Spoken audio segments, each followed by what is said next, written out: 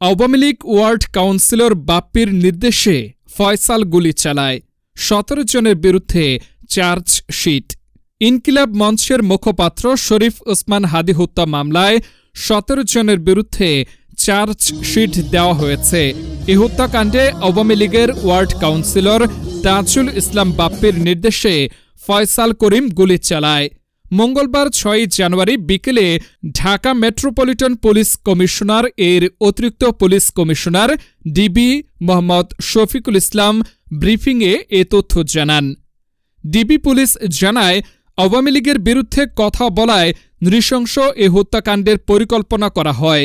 এই হত্যা মামলায় পলাতক ফয়সাল করিম মাসুদ সহ ১৭ জনের বিরুদ্ধে চার্জশিট জমা দেওয়া হয়েছে। এর মধ্যে ১১ জনকে গ্রেফতার করা হয়েছে। পলাতক আছেন ৬ জনের মধ্যে শুটার ফয়সাল, আলমগীর, বাপ্পি, ফিলিপ ও জেসমিন মুক্তি পলাতক আছেন। বিস্তারিত আসছে সেতু টিভি দ্বিতীয় পর্বে।